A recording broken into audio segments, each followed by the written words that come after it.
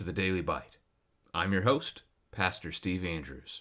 We read from 1 Kings chapter 9. As soon as Solomon had finished building the house of Yahweh and the king's house and all that Solomon desired to build, Yahweh appeared to Solomon a second time, as he had appeared to him at Gibeon. And Yahweh said to him, I have heard your prayer and your plea, which you have made before me. I have consecrated this house that you have built, by putting my name there forever. My eyes and my heart will be there for all time. And as for you, if you will walk before me as David your father walked, with integrity of heart and uprightness, doing according to all that I have commanded you and keeping my statutes and my rules, then I will establish your royal throne over Israel forever, as I promised David your father, saying, You shall not lack a man on the throne of Israel. But if you turn aside from following me, you or your children, and do not keep my commandments and my statutes that I have set before you, but go and serve other gods and worship them, then I will cut off Israel from the land that I have given them, and the house that I have consecrated for my name I will cast out of my sight, and Israel will become a proverb and a byword among all peoples, and this house will become a heap of ruins. Everyone passing by it will be astonished and will hiss, and they will say, Why has Yahweh done thus to this land and to this house? Then they will say, Because they abandoned Yahweh their God, who brought their fathers out of the land of Egypt, and laid hold on other gods and worshipped them and served them. Therefore Yahweh has brought all this disaster on them. At the end of 20 years in which Solomon had built the two houses, the house of Yahweh and the king's house, and Hiram king of Tyre had supplied Solomon with cedar and cypress timber and gold, as much as he desired, King Solomon gave to Hiram 20 cities in the land of Galilee. But when Hiram came from Tyre to see the cities that Solomon had given them, they did not please him. Therefore he said, What kind of cities are these that you have given me, my brother? So they are called the land of Kabul to this day. Hiram had sent to the king 120 talents of gold. And this is the account of the forced labor that King Solomon drafted to build the house of Yahweh and his own house, and the Millo, and the wall of Jerusalem, and Hazor, and Megiddo, and Gezer. Pharaoh, king of Egypt, had gone up and captured Gezer and burned it with fire, and had killed the Canaanites who lived in the city, and given it as a dowry to his daughter, Solomon's wife. So Solomon rebuilt Gezer. And Lower Beth-horon, and Baalath, and Tamar, in the wilderness, in the land of Judah, and all the store cities that Solomon had, and the cities for his chariots, and the cities for his horsemen, and whatever Solomon desired to build in Jerusalem, in Lebanon, and in all the land of his dominion. All the people who were left of the Amorites, the Hittites, the Perizzites, the Hivites, and the Jebusites, who were not of the people of Israel, their descendants who were left after them in the land, whom the people of Israel were unable to devote to destruction, these Solomon drafted to be slaves, and so they are to this day. But of the people of Israel Solomon made no slaves. They were the soldiers, they were his officials, his commanders, his captains, his chariot commanders, and his horsemen. These were the chief officers who were over Solomon's work, 550 who had charge of the people who carried on the work. But Pharaoh's daughter went up from the city of David to her own house that Solomon had built for her. Then he built the Millo. 3 times a year Solomon used to offer up burnt offerings and peace offerings on the altar that he built to Yahweh, making offerings with it before Yahweh. So he finished the house. King Solomon built a fleet of ships at Ezion-Geber, which is near Eloth, on the shore of the Red Sea in the land of Edom. And Hiram sent with the fleet his servants, seamen who were familiar with the sea, together with the servants of Solomon. And they went to Ophir, and brought from there gold, 420 talents, and they brought it to King Solomon. This is the word of the Lord. So this text starts out today with Yahweh visiting Solomon for a second time. So they had the first conversation together where Yahweh asked Solomon to, really gave him a blank check. Ask me for whatever you want and I'll give it to you, kind of thing. Solomon asked for wisdom. So here we have it a second time. This time Yahweh is responding to Solomon's prayers. that he has heard his prayers, he has consecrated this house, so he's made it holy, he's set it apart, and he's filled it with his very own presence. And he promises, well, he gives him his word that he's going to be there in that house. It's not without a warning, which is coming up in a couple of verses. I mean, it starts right here in verse 4, though. If you will walk before me. So we've got an if-then statement. If you will do this, verse 5, then I will do this. The promise made in 2 Samuel chapter 7 of establishing David's throne and allowing Solomon to reign here is based on the faithfulness of the people. Temporarily, right? Ultimately, it's not based on the faithfulness of the people, because God keeps the promise through his own Son, Jesus Christ, who sits on that throne of David forevermore. And almost, you can make the case that's entirely because we were faithless that occurs. So, Solomon ordered to be faithful. He's not going to even make it through his own lifetime in that regard.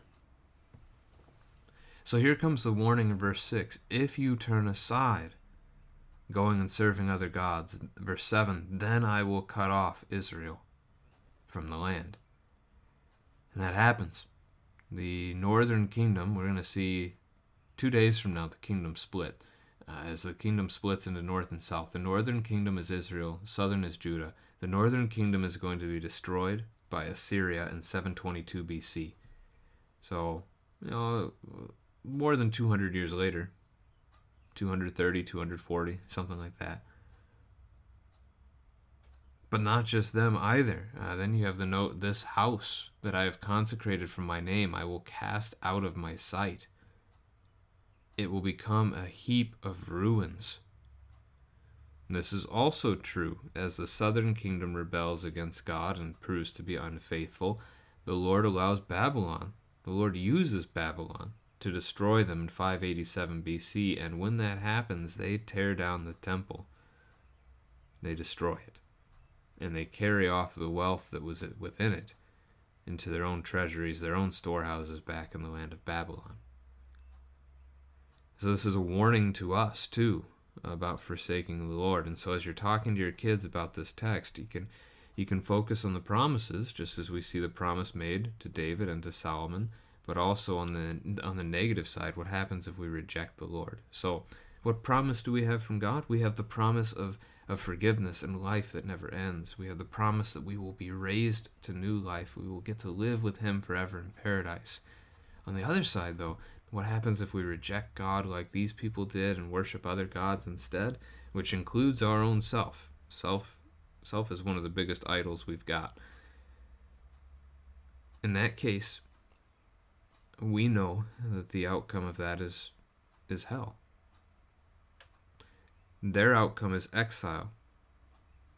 Our outcome would be a permanent exile. And so we pray that the Lord would keep us steadfast in our faith today, tomorrow, and every day until we reach paradise.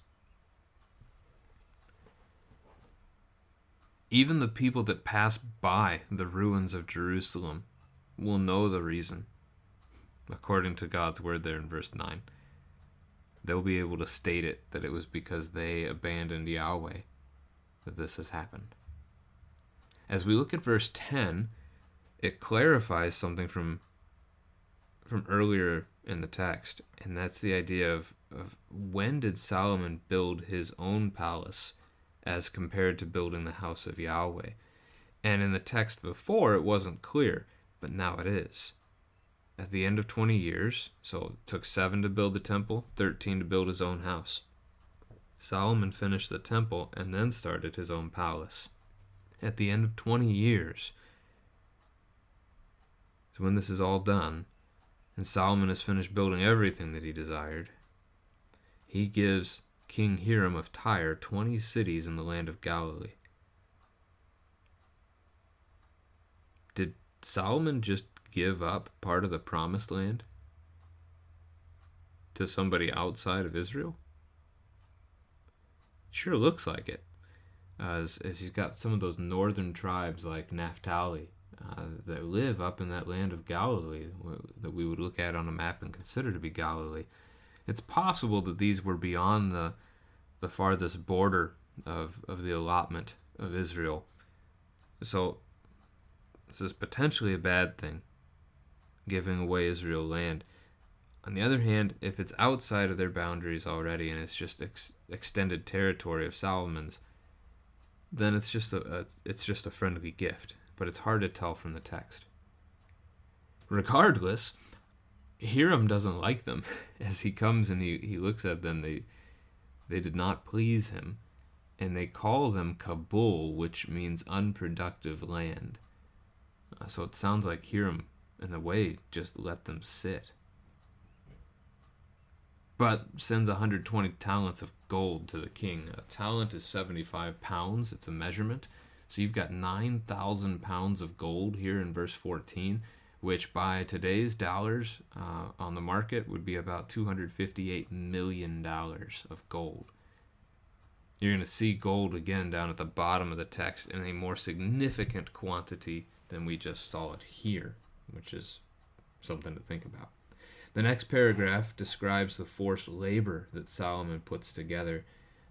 It's primarily, as you have to look lower in the paragraph there, the people that aren't supposed to be there. As God sends Israel into the promised land, he instructed them to drive out or destroy everyone that they encountered. And you can ask your children why. Why did God want all of the people that were living in the land before gone? Why is it a problem that Israel didn't get rid of them all? Now, that problem question is twofold, because A, they didn't follow God's instructions. B, it's also a problem for the same reason that God wanted it done, and that's the idea that if they leave these people behind, these people will introduce them to their false pagan gods and worship practices. And we know it happened. We know Israel follows after these pagan practices and does a lot of the things that these local, regional gods, that their mythologies instructed their people to do. So, unfaithfulness on the part of Israel, and Solomon then ends up taking those and making them into his slaves.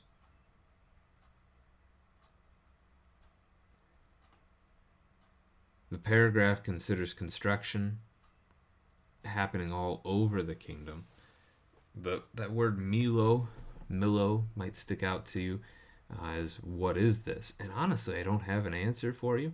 We do know that it's something David first built in Jerusalem, but now that Solomon has expanded the boundaries of that city, he has apparently constructed a new one, or maybe built up on the first one and made it bigger. The Hebrew root of the word means to fill something, but the only definition I actually found for this word as it stands is some kind of a construction on a terrace. So almost like a support structure of some kind, but it's hard to say exactly what that is.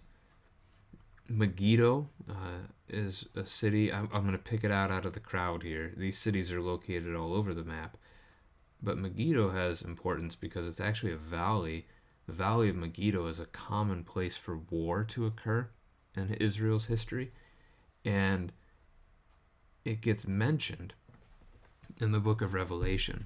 And unfortunately, translationally, it gets messed up a bit often. So you're familiar with the idea of Armageddon as this big battle in the book of Revelation, where actually Armageddon in the Greek is from the Hebrew. It's Har Megiddo, Har Megiddon, the mountain, Har, the mountain of Megiddo. And so it's taking this idea, the common place for warfare, and it's turning it over. Instead of a valley, it's calling it a mountain to point us to a mountain, which may indeed be a reference to the mountain of Jerusalem where Jesus is crucified, that is the final battle as Jesus deals with the devil, with sin and death for us on that cross. It's a really interesting connection in the book of Revelation, but again missed because of bad translational stuff in history. That H gets dropped out entirely from the Hebrew language, even though it really should still be there. You've got the Hebrew word mountain. Armageddon is the mountain of Megiddo. And so, anyway, just a possible note for you there to consider. 550 officers that served over all of the slave labor. We get the odd detail here that Pharaoh's daughter goes up from Jerusalem and lives in that house that Solomon has now built for her. That makes sense, right? That she would. Still a bit odd that they don't have a house that they share, but it is what it is. Verse 25, Solomon offers up burnt offerings 3 times a year, most likely on the 3 major festivals: the festival of unleavened bread, or the Passover, the festival of the harvest, and the festival of booths. Then Solomon builds a fleet of ships. That's new for Israel. They've not had that before. And he does so down on the tip of the north part of the Red Sea. So if you're looking at a map, you see the Red Sea, and it's got those 2 smaller seas that come off of it. On the north, the one on the left, the one on the right. This is the one on the right, the Sea of Aqaba, the Gulf of Aqaba. And it's right at the northern tip of that we're talking about with Ezion Geber, where Solomon builds this fleet of ships. Hiram helps Solomon supply these ships with seamen, people that will work these boats. And they then travel down to Ophir, which is on the southeast. It's on the east side of the Red Sea, and they harvest gold from there. We're not told how. It could be they found gold and they mined it. It could be plunder. We're just not told here in the text what's going on in this particular spot, but it's 3.5 times the gold that they found, that Hiram gave to Solomon before, which would bring it to about $904 million worth of gold in today's economy. So that's clear over $1 billion of gold that Solomon gets from these 2 things. And this is after the expenditures Solomon has already gone through of all that gold that he used to build the temple itself. So lots and lots of gold in the reign of King Solomon. One of the oddities from archaeological digs is that this gold really doesn't get found. And the most likely reasoning for that is that when Israel is destroyed, even in the process leading to their destruction, Israel is either giving up this gold or they're being plundered of it.